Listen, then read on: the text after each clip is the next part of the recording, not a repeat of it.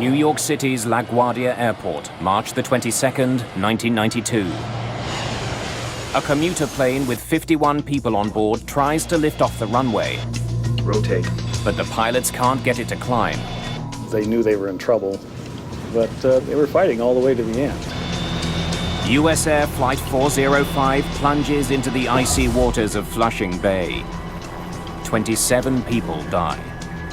For US investigators, it's an open and shut case. This accident was not a huge surprise to us. But Canadian investigators are stunned. They know the New York accident should never have happened. My reaction when I heard about it was, my God, it's Dryden all over again.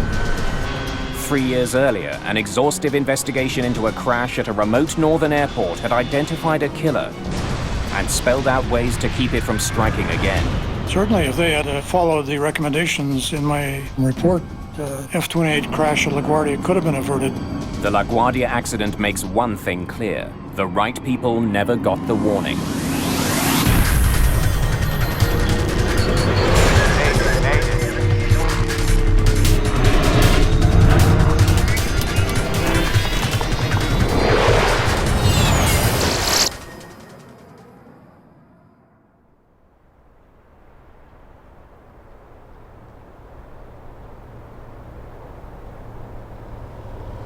March the 10th, 1989.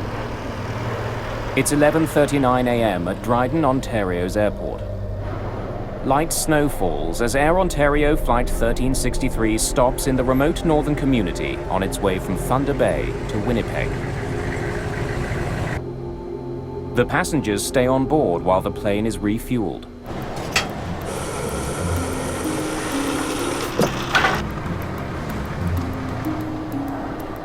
For flight attendant Sonia Hartwick and the crew aboard the Fokker F-28, it's been a frustrating day of delays. Big, fluffy, white snowflakes at this time were falling gently to the ground, and it was very, very gray. And I thought, I guess this means we're going to be delayed again. I can't see us making it to Winnipeg on time. It's Friday, the beginning of March break. Already an hour behind schedule, another delay could jeopardize the vacation plans of many of the 69 passengers and crew. There was a lot of families traveling on board with plans. Most of them were going skiing, and so they were very concerned about meeting their connections in Winnipeg. Kenora Dryden, it's Ontario 363. Ontario 363, Kenora. We've got quite a... As First Officer Keith Mills checks on weather conditions, Captain George Morwood returns from making a phone call inside the airport. It's getting worse. What's the latest? And it won't clear till late afternoon. Check that. Quite heavy snow. Looks like it's going to be a bad one. It's still within our takeoff limits. Well, that's good. We got a lot of people who want to make their connectors. Let's hope it holds. Temperatures hover around freezing. Visibility is decreasing. If the flight doesn't leave soon, it could be grounded indefinitely. Dryden is a very small city. It's a very remote part of Ontario. With a population of about 6,500, the isolated community lies halfway between Thunder Bay and Winnipeg. Harsh Canadian winters with bitter cold reaching -35 degrees Celsius are the norm here. It's not the place to be stranded in the middle of a snowstorm.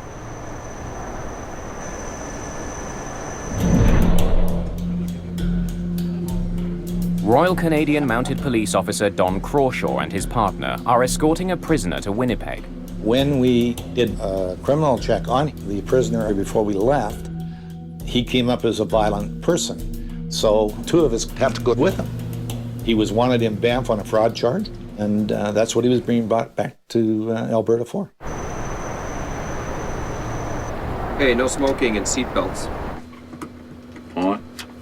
Instruments. Sinks. Cross-check. Captain Morwood uses the power of engine number 2, already running, to fire engine number 1. Morwood and Mills are both highly experienced pilots. However, they've each flown fewer than 100 hours in the Fokker F-28. The multi-million-dollar aircraft is the first Air Ontario jet to serve the remote Northern Ontario region.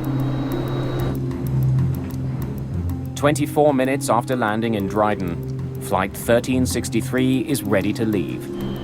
Inform Kenora, we're rolling. We're fired up, taxiing for departure, requesting airways to Winnipeg. Hang on a sec, guys. Is there a chance that plane can hold? We're having some bad weather up here. An approaching aircraft's urgent request to land Unbelievable. gives Captain Morwood little choice. He delays takeoff. Okay, 363 is holding short of the active.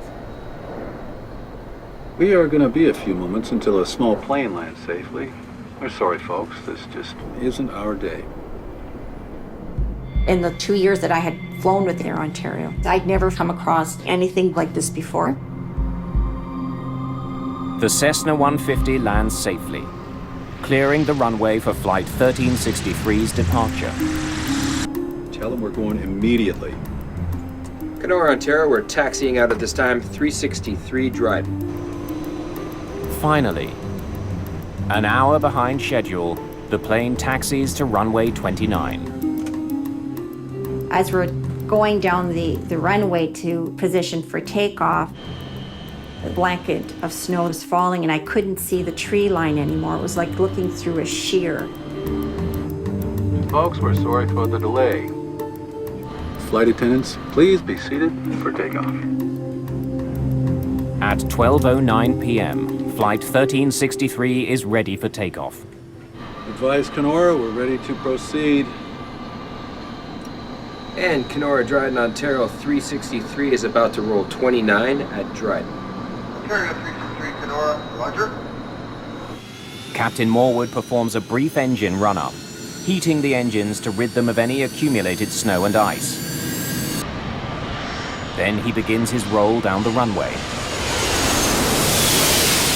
When we're taking off, I'm usually very quiet and focused, meticulously going through a checklist in my own mind. What would I do in the case of an emergency?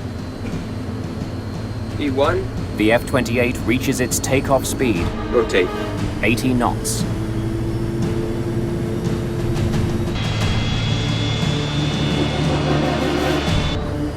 Our takeoff was very slow and sluggish, like a slow, sluggish person running up a hill. Clearly there's something wrong. The F-28 struggles to get airborne. We cleared the trees. The plane started shaking. I thought, oh my God, we're gonna crash. That's when all hell broke loose. If you can equate to being in a Mixmaster, that's what the plane felt like at the time. There's this dip to the left and then dip to the right. The pilot's trying to get this plane up.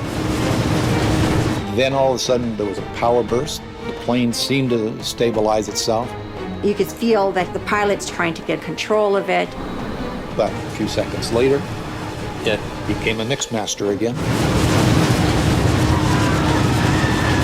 I yelled out, emergency, grab your ankles, get your heads down. Grab your ankles, get your heads down! And I kept yelling that, and then I assumed my brace position. You could hear people screaming and yelling. There's loud, horrible sounds. We are clearly crashing. The pilots are helpless. 49 seconds after lifting off, Air Ontario Flight 1363 crash lands in the bush, 950 meters west of runway 29.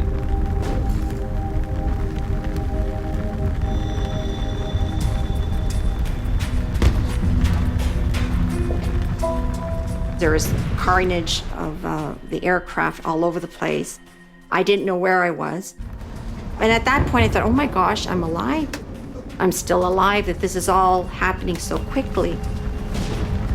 When we crashed, we came down on an angle. It ripped the right side of the plane open, and that's how we got out, or else we probably would have never gotten out. Now, the prisoner was still in handcuffs, so I reached over and I took the cuffs off of him there, but he never left me. And then we exited the aircraft. There's fire all around, there's explosions. I'm thinking, oh my God, we're full of fuel. Guys, come this way. And I started yelling, come this way, for people to follow my voice. Come this way. Come on. We're gonna go Passengers this way. scramble for safety before the fire spreads. 45 people survive the accident, but 24 people do not, including Captain Morwood and First Officer Mills.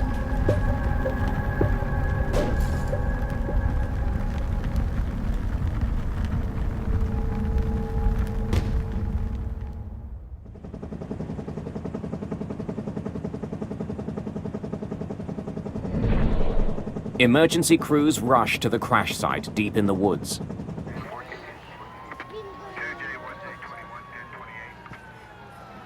The injured are taken to hospital in Dryden. I was very concerned because I kept looking at the wing all the time. I thought there was a lot of snow. Well, I didn't notice anything wrong going down the runway. Like I said, it was just when we started hitting the trees, I knew there was something wrong.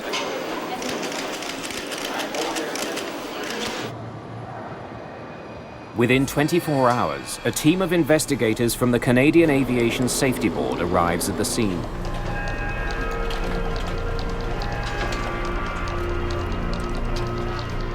You're going there, hopefully with the idea that you can find out what happened, why it happened, and how do you prevent it from happening in the future. We walked the entire path of the airplane to the threshold of the runway, and then we walked the flight path of the airplane right to the crash site. That was the first thing that I did. I wanted to document what I was seeing by photographing. When you walk in on an accident site like that, there are two things that overwhelm you. The smell of aviation jet fuel and the smell of death.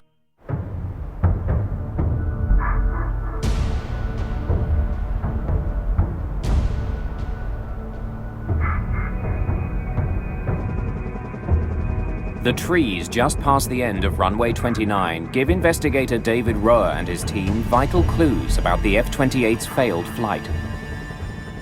What happened was the airplane went off the end of the runway in what we would call ground effect and just stayed at that height, simply clipping the tops of the trees.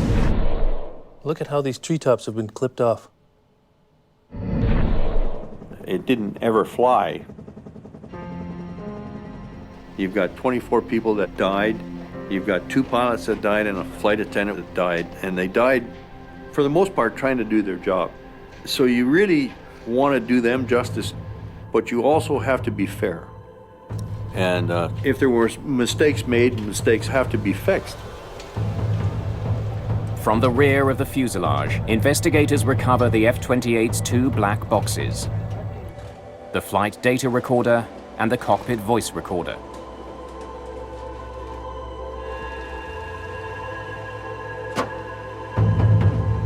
The devices are designed to withstand temperatures of 1100 degrees Celsius for up to 30 minutes.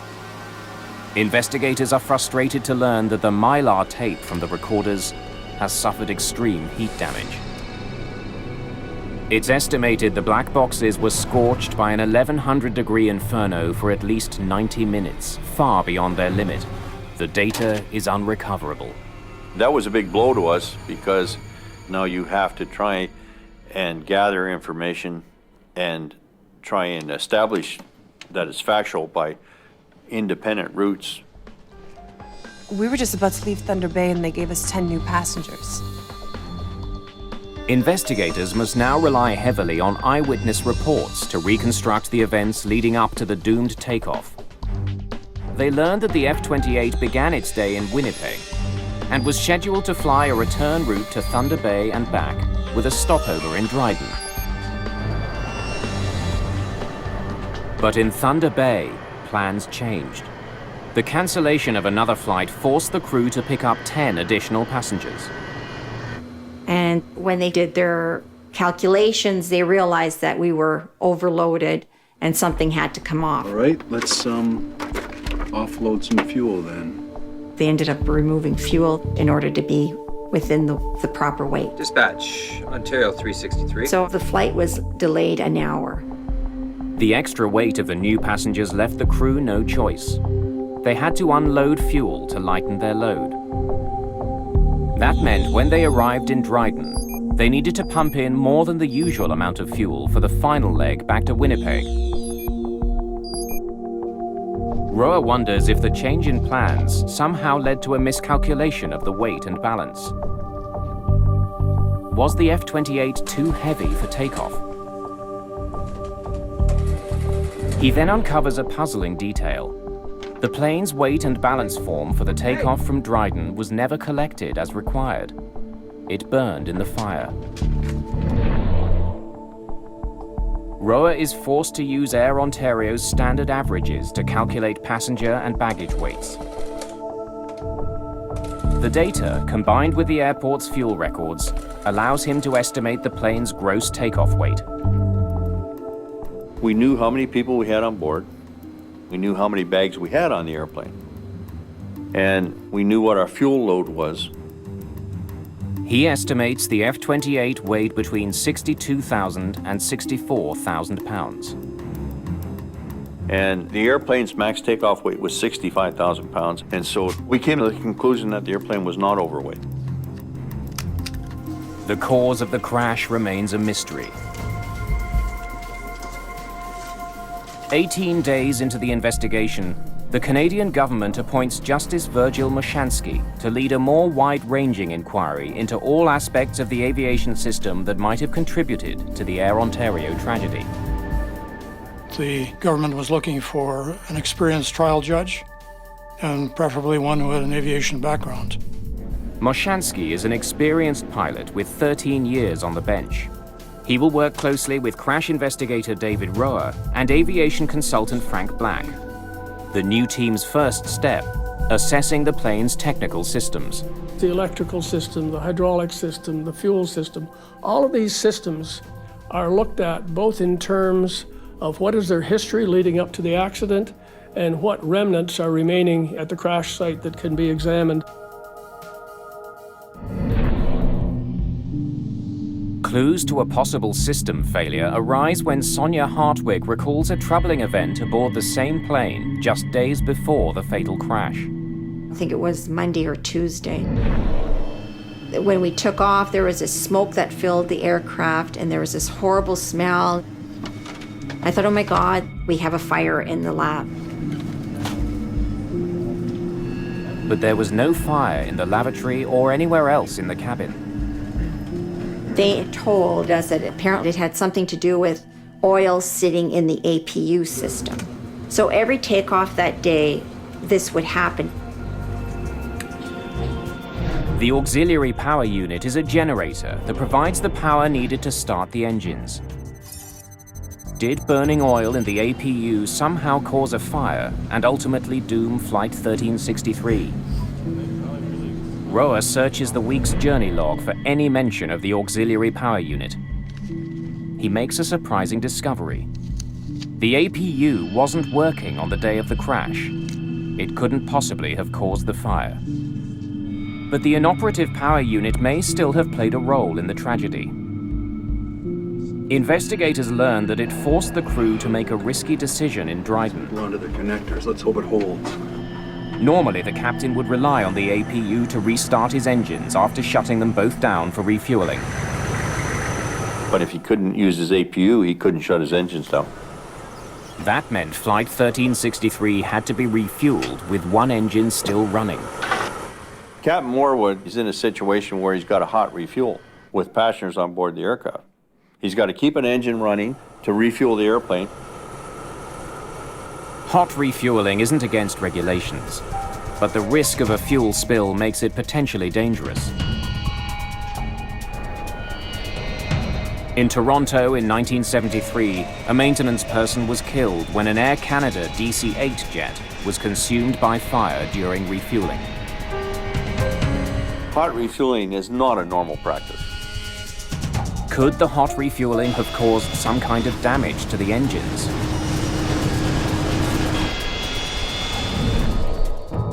The Dryden Airport manager, a former military pilot, suspects there was trouble with the plane's engines. He tells Roa he saw the takeoff from his office and heard a sharp, explosive noise just as it disappeared from view. To him, it signified a flameout or engine failure.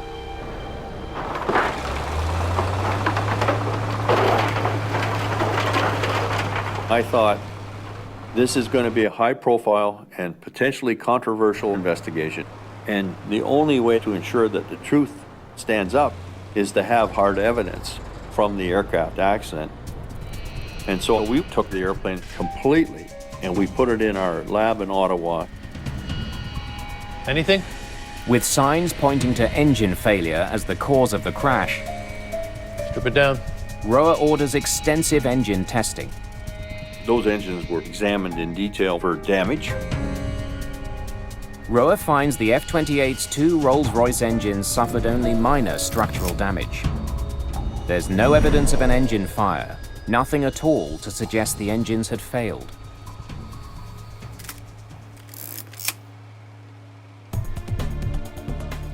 With little physical evidence to explain the failed takeoff, investigators are back to square one. To solve the mystery, they comb through survivor and eyewitness statements. A common thread emerges. They said in their witness statements there was snow and ice on the wings when the airplane attempted to take off.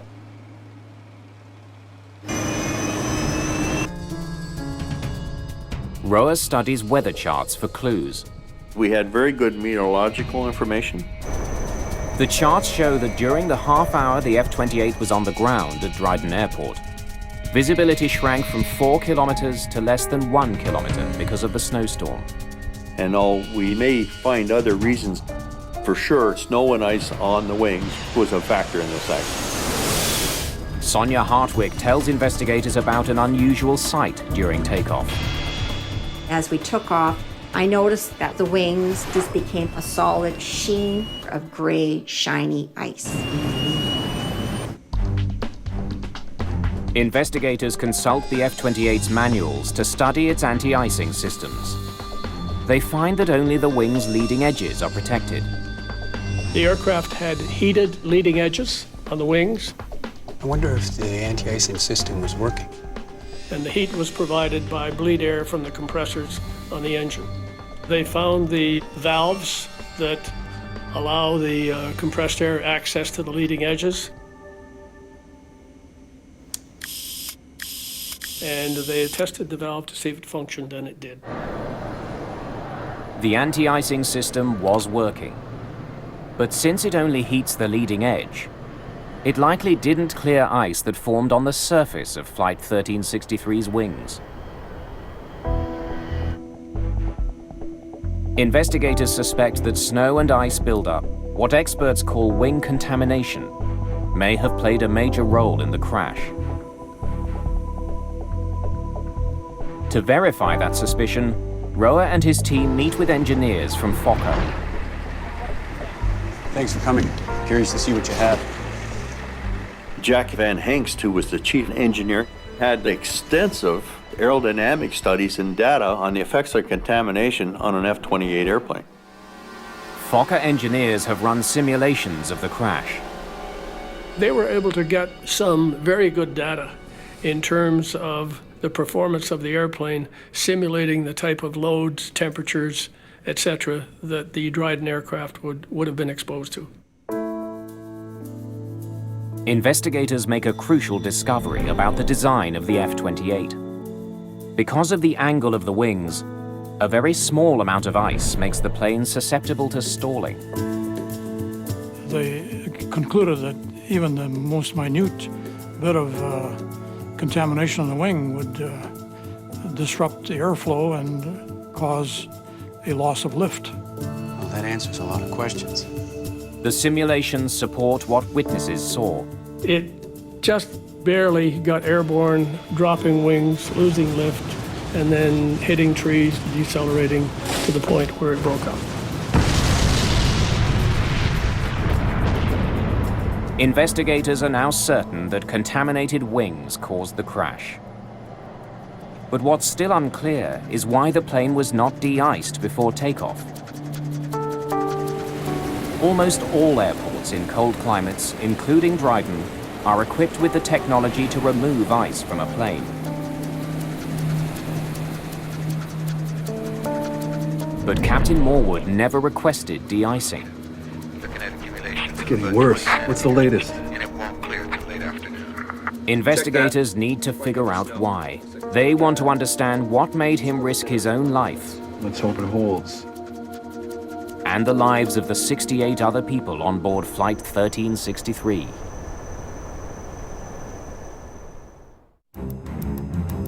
Investigators dig through Captain George Morwood's flight records and work history. They interview crew members, searching for clues to his behavior. Captain Morwood was a very professional, very old-school pilot. He had his view on how things should be done properly and what his definition of proper and professional would be. He also was very concerned about his passengers. He enjoyed making sure that they got on their flights on time and got to their destinations on time. You know, Air Ontario was a growing company. It was their first foray into the jet operations. I'm sure that there were many things that Captain Morwood would have thought in his own mind, this is not how he would do it. And I'm sure at times he probably let the superiors know that. Morwood's history shows he's delayed and cancelled flights in the past because of icing concerns. Roa is stumped. Why didn't he request de-icing in Dryden? Another pilot who was at Dryden Airport that day provides part of the answer. He heard Morwood on the phone to Air Ontario. That is what I have been trying to tell you. He was very frustrated, and he was really concerned about his passengers. Morwood complained to the off-duty pilot about the company. These guys. You want to guess my weight before I left Thunder Bay? 66 and change. I had to offload fuel. Now that... Right. So now what am I supposed to do? No. You figure it out. When he left the terminal, he was observed by witnesses to appear to be very upset and very angry. Investigators wonder what set Morwood off. They try to piece together the pilot's day on March the 10th. This was the 5th day of a very long week for Captain Morwood. And he was the next day leaving with his family on a ski vacation. Before his first flight of the day, he'd learned the plane's APU still wasn't working. And then, once in Thunder Bay, more bad news. After refueling, the dispatcher forces Morwood to take on 10 extra passengers. Now he must offload fuel and lose more time. There goes the schedule. Let's, offload some fuel then. This meant Morwood would leave Thunder Bay behind schedule. Dispatch, Ontario 363. And Captain Morwood is the type of captain who didn't want to be late. Now en route to Dryden, and an hour behind schedule, the weather forecast the crew was given of light rain and fog is no longer accurate. And Captain Morwood didn't get the forecast of freezing rain coming into Dryden, which he should have had. As Flight 1363 lands in Dryden, the weather was getting worse by the minute. The plane sat there for half an hour while snow built up on the wings. I gotta talk to somebody about this. Investigators may never know how concerned Morwood was about the weather. But there is evidence that it was on his mind. When Roa questions the fueling agent, he learns that Morwood did ask about de-icing moments before takeoff. Is there de-icing available? The fueling agent says he pointed out the de-icing ground crew to Morwood. The agent then offers a compelling reason that could explain why the captain didn't de-ice. Air Ontario had a policy prohibiting him from de-icing with an engine running. The fluid can be ingested in the engines and then find its way from there to the air conditioning on the airplane and make it extremely noxious in the cabin portion of the airplane. But if Morwood had shut down both engines, he wouldn't have been able to restart his plane. Now, the only other way to start the airplane on the ground is with a ground-based air cart that can provide the compressed air. And Dryden did not have the capability to start the airplane. The equipment would have had to be flown in from Winnipeg. It would have been a costly decision. If he shut it down, he would ground the aircraft there effectively, requiring the billeting of passengers in hotels and at an expense to the airline for which he would be answerable. Right. So now what? So he was under a great deal of pressure. No. You figure it out. And I believe that the conversation on the phone would have been about that scenario and his displeasure with it. But he didn't have any other chance. It's getting worse. What's the latest? Quite heavy snow. Looks like it's going to be a bad one. It's still within our takeoff limits. Well, that's good. We got a lot of people who want to make their connectors. Let's hope it holds. Though the amount of snow on the wings was still within limits, it's what lay under the snow that doomed the flight. The fuel in a plane's wing can get as cold as minus 40 degrees Celsius. The frigid fuel cools the metal surface of the wing. When snow hits this supercooled surface, it freezes instantly into a barely visible layer of ice. It's a process called cold soaking. And this, of course, is what's disrupting the airflow on the wing and destroying the lifting capabilities. Tell them we're going immediately.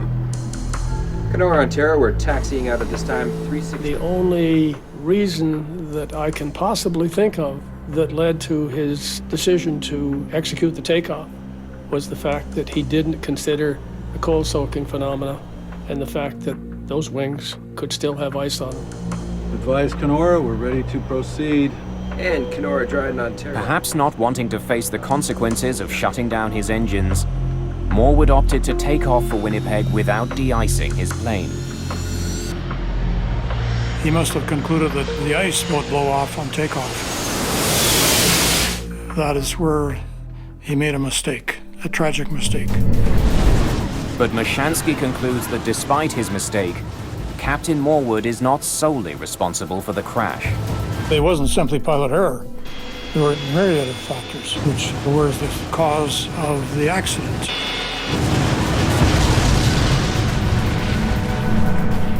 One of the most important factors, Air Ontario's decision to let the plane fly with a broken APU. They were deferring a lot of the maintenance that should have been done because of a shortage of parts.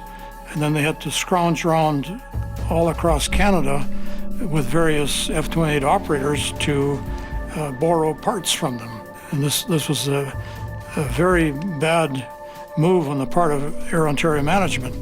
The investigation determines that by cutting corners and focusing too much on the bottom line, the airline was putting all their passengers and employees at risk. Because the F-28s were new to Air Ontario, there was this urgency to get one crew off and get the next crew on flying. This urgency to have them in the air producing money. I came to the conclusion after a lot of thought about this accident that there were a lot of other hands on those throttles, pushing those throttles forward. There were a lot of people that were involved in the sequence of events that led to this tragic outcome.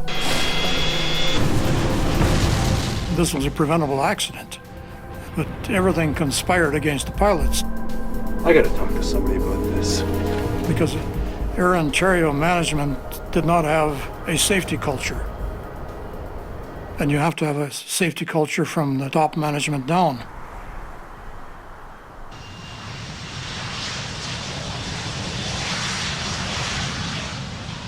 Knowing there are dozens of Fokker F-28s flying around the world, Justice Mashansky takes an unusual step. He releases a report well before his inquiry concludes. Good afternoon. It warns of the plane's vulnerability to ice buildup and stresses the need for frequent de-icing in winter conditions. Even a small amount of icing would be disastrous on an F-28.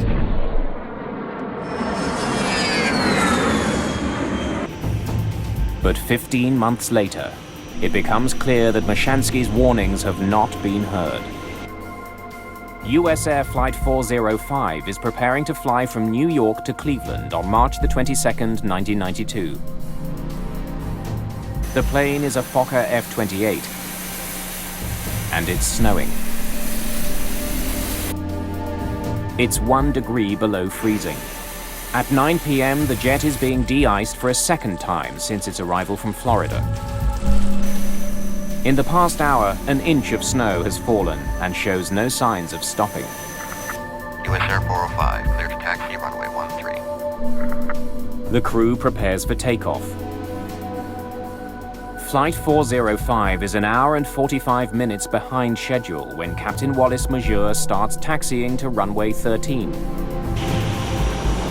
Then, unexpectedly, USAir 405, turn left into hold short of Echo. Left on the inner to hold short of Echo. At 9:07 p.m., Flight 405 is forced to wait on the taxiway near runway 13. Another 23 minutes pass. First Officer John Rashuba turns on a light that illuminates his wings. He checks the right wing for ice. He sees none. Looks pretty good to me as far as I can see. USAir 405, runway 13, clear for takeoff. Even though it's now been 35 minutes since their last de-icing, the crew does not request another. Takeoff thrusts set. Temps okay. Everything proceeds as it should. Until... V1. Rotate. Just after the F-28 begins its rotation. The aircraft had enough flying speed to lift off, barely lift off. The wings just could not support the airplane. They knew they were in trouble. 13 seconds after lifting off, Flight 405 crashes on the shore of Flushing Bay.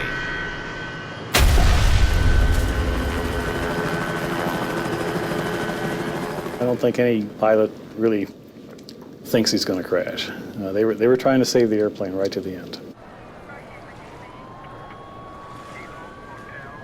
27 of the 51 people on board are killed. Another Fokker F-28 has crashed, with tragic consequences. My reaction when I heard about it was, my God, it's Dryden all over again. Within days, investigator in charge Robert Benson suspects that ice on the wings was the major cause. It would be very, very difficult for either of the pilots to really detect ice on the wings, looking backwards over their shoulders through the side windows of the airplane. Looks pretty good to me as far as I can see. So the captain was faced with quite a problem. If he wanted to be de-iced a third time, he would have had to get out on the lines, taxi all the way back into the parking area, and meet up with a de-icing truck again. Takeoff thrusts. That would have put him very, very late, and it may have even caused the cancellation of the flight. After all of this work, after all of the efforts, to see it happen again was extremely frustrating.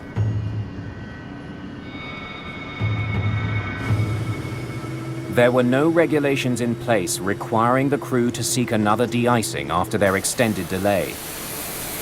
But Justice Mashansky had called attention to the dangers of long wait times when he issued his interim report. If they had followed the recommendations in my second interim report, this accident certainly could have been averted.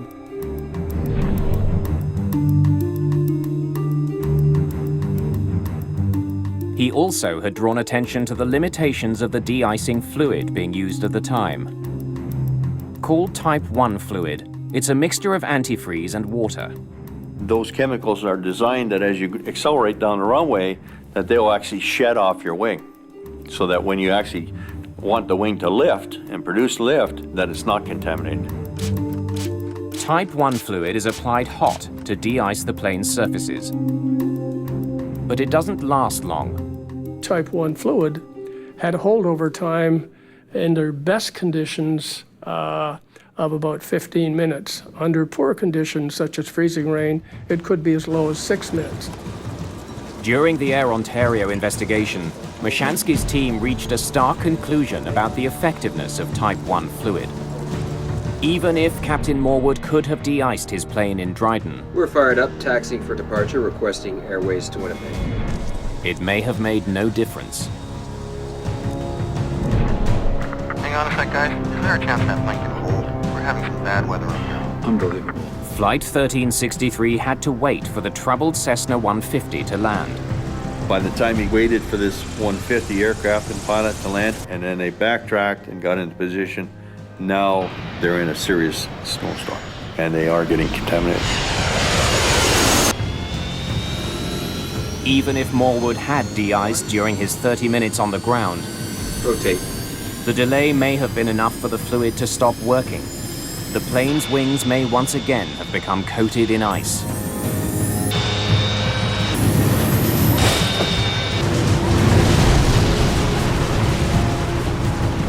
It came out in the examination of Air Ontario pilots that there was a dire need for training in terms of how the de-icing, anti-icing systems worked and how long your aircraft was protected. As soon as our accident occurred up in New York, we of course understood that it was a similar aircraft, in fact a nearly identical aircraft to the Dryden accident airplane. The circumstances were similar in both accidents, and the Dryden report was a tour de force, which helped us focus our investigation quite a bit. Justice Mashansky had released his interim report more than a year before the crash of Flight 405. His recommendations could have prevented it. Mashansky would soon discover that a breakdown in communication had cost the lives of 27 people in New York.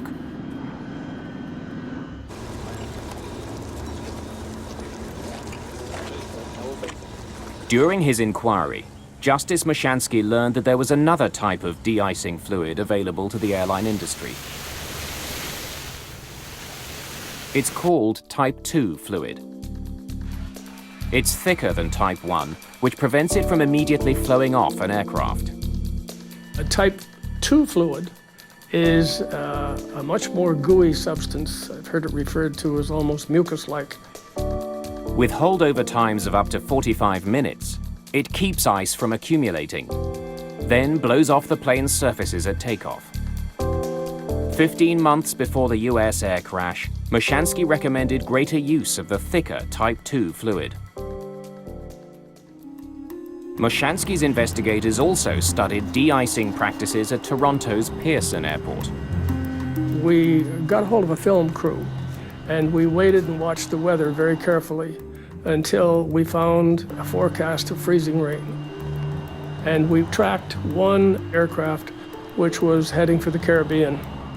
The investigators discovered an alarming gap in the time between de-icing and takeoff. And from the time the aircraft was de-icing on the gate until the time the aircraft took off was somewhere in the order of 41 minutes. So there was no doubt that aircraft were departing Pearson Airport with a partially or largely contaminated wing surface.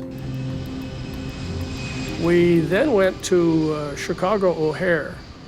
This was the first airport to actually put in place runway end de-icing pads. And it was very useful in terms of explaining to us how these had evolved, what type of de-icing equipment they were using on them, how they worked. At the time of the USAir crash, LaGuardia did not offer de-icing at the runway, only at the gate. Again, 15 months before the crash, Justice Mashansky recommended the placement of de-icing facilities at runways instead of terminal gates. Mashansky also recommended that pilots not only inspect their wings from the cockpit, Looks pretty good to me as far as I can see. but also from the cabin. USAir 405, runway 13, cleared for takeoff. Mashansky claims that his report could have prevented the crash at LaGuardia. But the Federal Aviation Administration claims it never received his report in 1990, and therefore couldn't pass the information along to airlines and pilots. But Justice Mashansky doesn't accept that. My second interim report went out in December of 1990. It was about a year and a half before the LaGuardia crash occurred. So I think probably sat on somebody's desk. The crash of Flight 1363 resulted in dozens of recommendations that could save lives. The crash of Flight 405 ensured those recommendations were widely implemented. Well, there was a lot that came out of Dryden. I mean, the commission came out with 192 recommendations. It changed the whole nature of how we approach contamination. We now have runway end de-icing pads so they can get a final de-icing before they take off. This was something directly the result of the Dryden Commission inquiry. Today, most airlines use a new type of de-icing fluid. Type 4 de-icing fluid lasts longer. It will stick to a wing for up to 2 hours. As well, air traffic controllers must now be able to tell flight crews how long they will be delayed at the runway after being de-iced. Dryden is really the first accident that explored not only what happens in the pointed end of an airplane, but what happens within a corporate culture. It put CEOs on notice that they can't hide in the woodwork when an accident occurs.